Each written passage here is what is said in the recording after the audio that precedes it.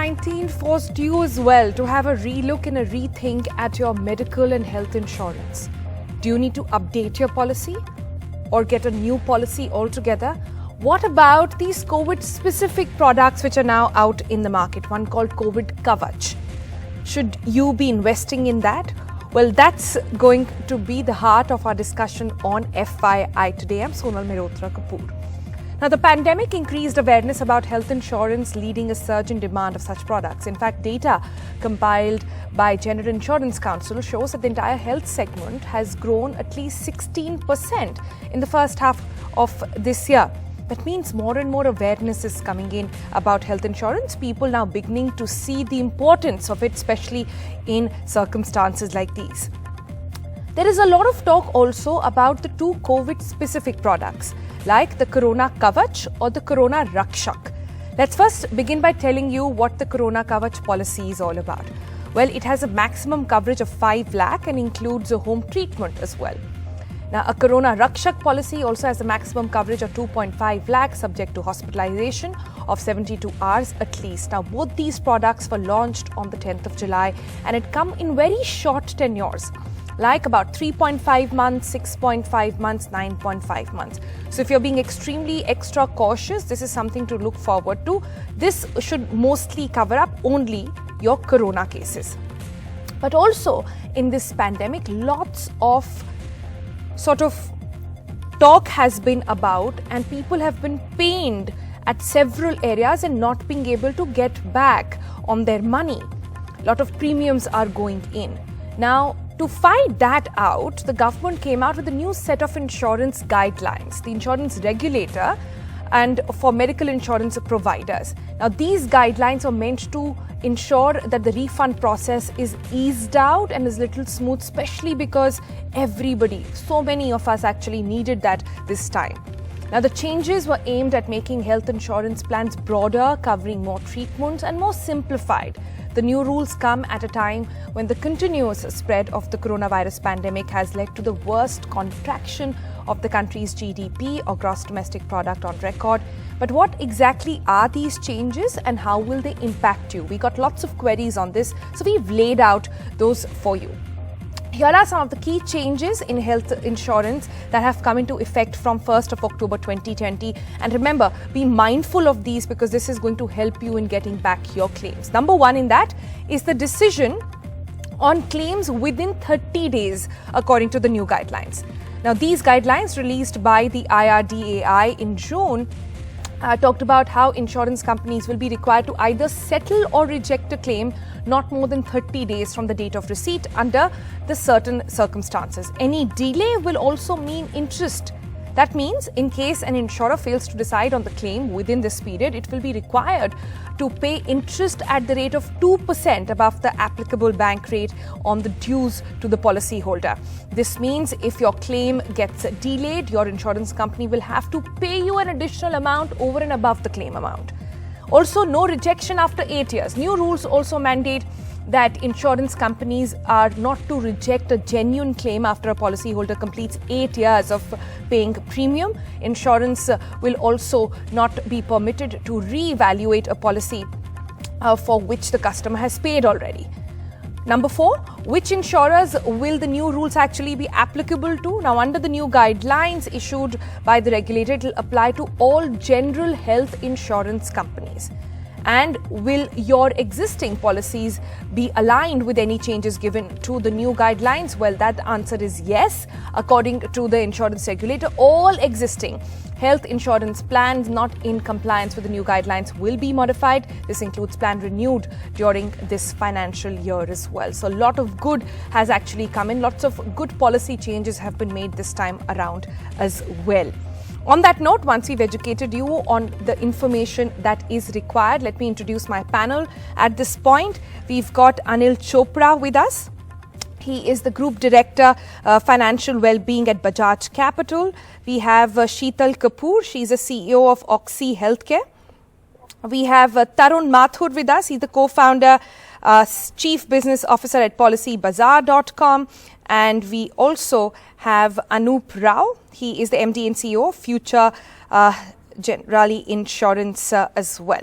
Let me begin by giving the first word to the woman on the panel, Sheetal Kapoor, with us.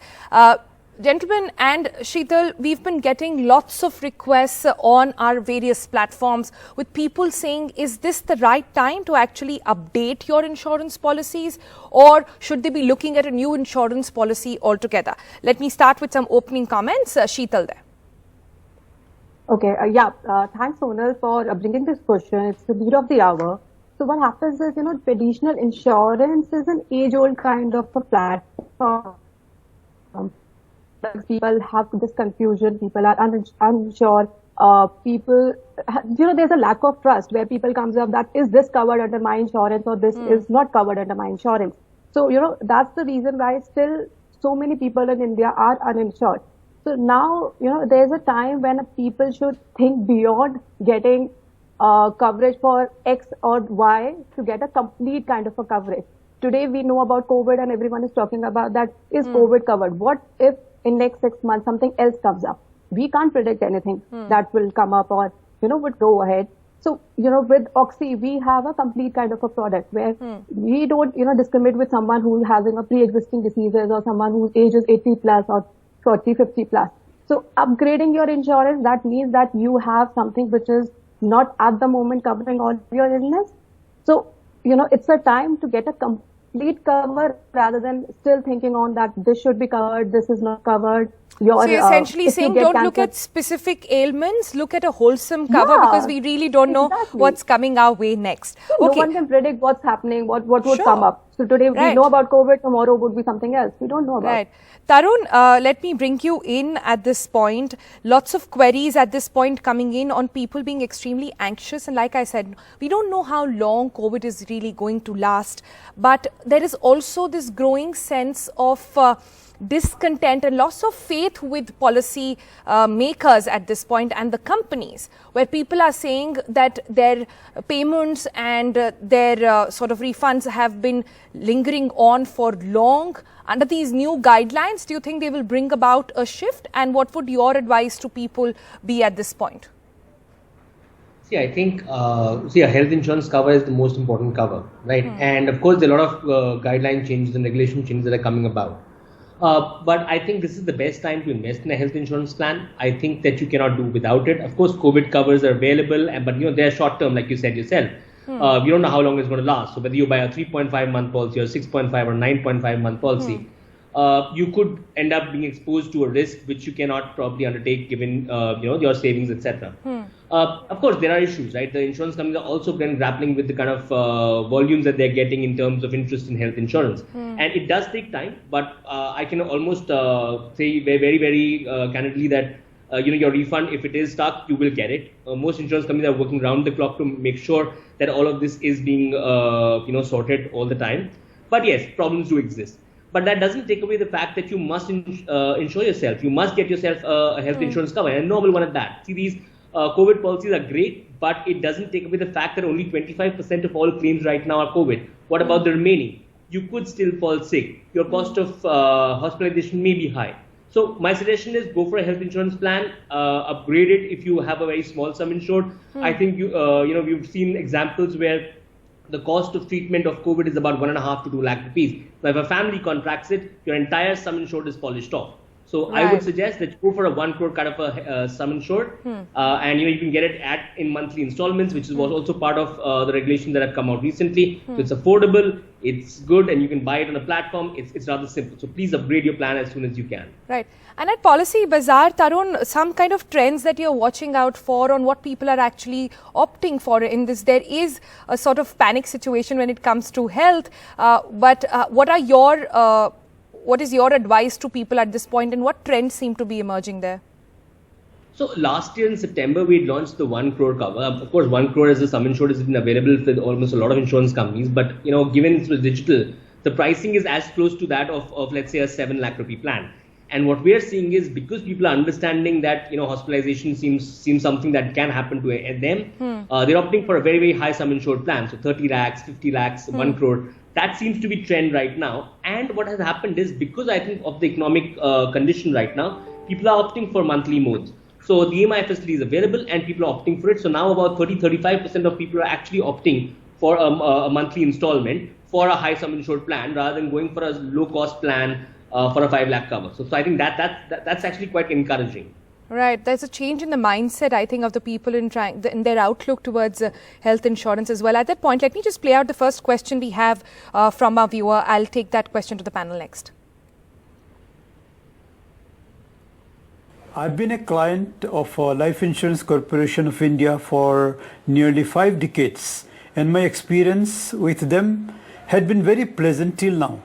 But once the pandemic came, I am very unhappy with their latest service.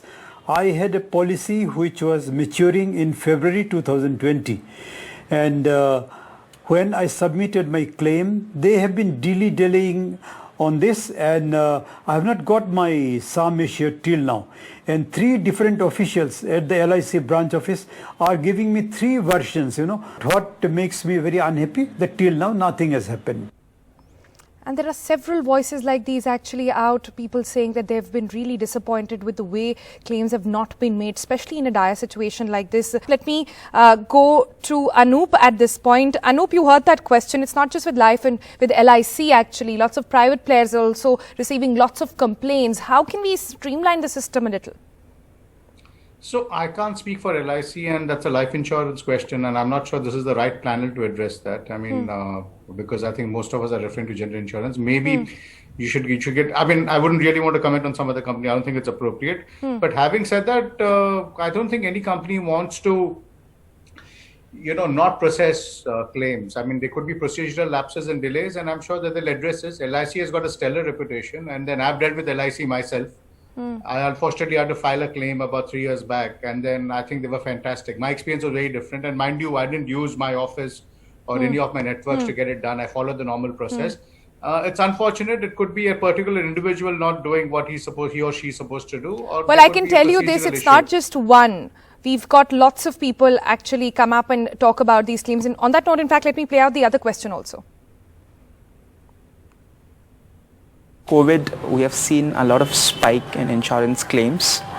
As a young professional, how do you recommend us to go about in terms of selecting a policy which covers future uncertainties and pandemics, and also to ensure hassle-free claim process? I think that's a question on everybody's mind. Anup, you want to take that? I think you're on mute, Anup. You'll have to unmute yourself. No, I'm on mute. Okay. No, Go ahead, please. We can hear you now. Yeah. All right. So here's my take. The fact is that, yes, there are COVID products in the market, and in case affordability is an issue, you could take a specific COVID insurance product. But really, my advice to everyone there would be to take a more comprehensive product, because look, COVID is just one of the many conditions one could suffer from. I think somebody in the panel mentioned that just about a quarter of the claims are COVID related. The remaining 75% are not, and that too in a circumstance like this. Look, I think every year you have, where you are based in Delhi. I mean, you have you have dengue in, during the summers. You have chikungunya. You have other issues. You have had SARS and MERS. A decade or more back. And I think it's important to take comprehensive insurance. While selecting an insurer, look at the hospital network. While looking at a policy, look at what are the exclusions, look at whether OPD is covered, look at how comprehensive it is. But I think the moot point really is that the greatest disservice you could do to yourself today is to react to COVID and then take a specific cover. Because I think what's really required is health insurance. And I think one of the things COVID has done is help people appreciate the importance of health. But the appreciation of importance of health insurance should not translate into actions on the ground wherein people just buy a COVID product, because that would be self-defeating. So that would be my advice to everyone, that please do an inventory of your requirements, and then don't get back and say that all I'm now going to buy is a disease-specific product, because that would really be self-defeating. It's a short-term product, it's not renewable, and it's very specific and narrow in its interpretation of what can be covered. So sure. So that seems to be the general view on the panel as well. Tarun, come in on another question that we've got actually this time on Instagram. Rajapriya 0110 has written, and she asks, an insurance which a student can afford and to have on his pocket money at this point? I think a lot of younger people who are also moving on to it. What would your advice to them be? See, of course, you have to look at your pocket when you buy any plan, right? Whether it's health insurance or life insurance. My suggestion to her would be go for a smaller sum insured because I'm assuming here that you're an individual who needs to cover herself and not the family. I think a standard, let's say 2 to 3 lakh rupee cover would also suffice, given that the age is with her and she's a student. Your expenses go up as your age goes up and your family increases, right? Till then, the biggest kind of claim opportunity or claim area is actually an accident, which I think a 2 to 3 lakh rupee cover does suffice. If you can, however, you should go for at least a 5 lakh rupee cover, and you can buy in EMIs like I've said before. So that takes care of affordability. So if you could take out a little bit every month, I think that will work much better. All right. Another question I've got is from Karima Kacholia, and also on Instagram. She says, life, term or health insurance, I've always been confused on this term. Sheetal, you want to take that? Yeah, so first of all, I would like to say that, one should take an insurance which covers all the pre-existing. There should not be any age limit. So, with all the insurance that we are talking about, we should have a comprehensive insurance which does not only cover COVID but covers everything else. My first question is, we can't predict what was going to happen anytime. Right. And of course, with all the EMIs coming in facilities, then you have insurance which are with health plans today as in the market are there, which covers all the pre-existing disease or any age limit, and it's a head-to-toe kind of a thing. Where So it covers what everything would in then, I'm just trying to understand here, Sheetal, that what are the fine prints that one should be looking at if one is getting into the insurance sector for the first time once you start investing into it? Yeah, so this was the question that we also came across 7 years back when we started the company. So, we wanted something where we handhold the patient starting from appointments to his, admission in the hospital to all covering his all the pre-existing. There should not be an age limit, because in India we have seen a 2-year-old So what would you tell them they should look out for? They should look that their pre-existing should be covered, their family should be covered. You have family members who are 60, 70 years of age. Even if you are the young generation with 25, 30 years old, your parents are of course 50 plus. You should, go in for plans where your pre-existing, your age limit should be there. There should be an appointment facility. There should be, something which is hand-holding. There should be instant activation. Today, if you want to go travel somewhere, you just buy a ticket. It's an instant thing happening. Why not in healthcare? Why in healthcare we have, covers where something is covered after 2 years. Pregnancy is covered after 2 years. Something is, have 8 months of delay.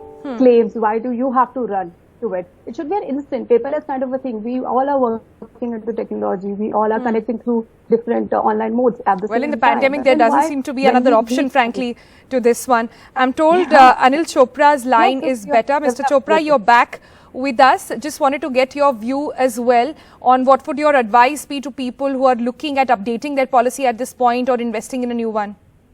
Yes, you see, the health insurance portfolio review is as important, as any other review which you normally do of your investment. And here, what you need to look at is, maybe you took a policy 2, 3, 5 years ago, and at that point of time, maybe a sum assured of 2 lakhs or 5 lakhs or 10 lakhs was good enough for you. But with the passage of time and with the growing medical inflation, you need to continuously review your overall health insurance portfolio, and also particularly read in between the lines. There are 5 or 6 things which I would like to point out here, which everyone must see. One is that there should be no room rent capping, because that is the number one reason for most disputes between policyholders and insurance companies. Then there should be no ICU capping. Maybe when you took the policy, the room rent capping was 2,000 rupees only, but nowadays you won't get any room in any hospital in less than 5,000-6,000 rupees. Then the next is no claim bonus. This is something, which is a very important feature, and you must ensure that your policy has it, that your, and the new age policies, there are even no claim bonuses which go up at almost 50% per year. So maybe in 2 or 3 years, your sum assured doubles up if you have a good no claim bonus. And also, there should be no co-payment, because, in case there is a co-payment, then obviously, big amount of the expenditure then you have to incur yourself. So these are some of the important things. Then the most important thing is that how much should be sum assured. What is the thumb rule there? The thumb rule that we follow is 1.25 times of your annual income should be the minimum sum assured that you must have. If your package is 30 lakhs of rupees, then you must have a health insurance policy of about 37.5 or 40 lakhs. This is for metros, for non-metros at least one time. And then there is the affordability. How much premium you can pay? The thumb rule there is 2% of your annual income should be your budget. So if your package is 15 lakhs, you should be ready to pay up to 30,000 rupees annual as health insurance premium. If you are paying less than that, then you are not taking good care, as far as the medical expenses risk is concerned. So these are some of the things which we must look at before we sign on the doctor document and we feel that we have taken enough care of our own health insurance needs. Right, that was very educational. Thank you so much, Mr. Chopra. I have last 1 minute on the show. I quickly want to go around the panel and ask the bitter question at this point. Many during the pandemic also sort of started talking about how health insurance actually should be made mandatory in the country. The government should intervene and now ensure that everybody is covered. Quick comments from everybody on this as well. We'll start with Tarun Mathur. See, health insurance as a mandatory product, I think it's a good idea. I think there should be some part which should be made mandatory. See, it's rather funny that a motor insurance is mandatory, which covers an asset, and not health insurance, which is your own self. So I'm absolutely for the motion. I think we should make it mandatory. I think there should be a certain limit that it should be. But it will help actually, drive a lot of security and financial, solvency for customers. And, they just think that it can be procrastinated. I think that should be taken up. I am personally against any regulatory fiat of this nature. I think education is what I would support. I think appreciation for insurance is what I would support. I think the need for health, I think enough is more evidence. I think one needs to understand that something like health insurance is like a boiling frog event. I mean, if your risk of being hospitalized is about 2 or 3% a year, look, over a 10-15 year period, it's really exceeded about 40-45%. So I think people should look at it contextually. But personally, I end up being a libertarian on this. I mean, I don't like fiats being directed at customers saying that something is mandatory, but that's a larger view I have. All right, we have to leave it there, Sheetal. Maybe next time we'll come back with more details on this one. Mr. Chopra as well, thank you so much for joining us and with your views on what exactly is the way ahead, and especially if you're looking out for those insurances, what is it that you need to do? We leave it there for the moment. Thank you for watching. We'll see you again tomorrow, 11:30. Bye-bye.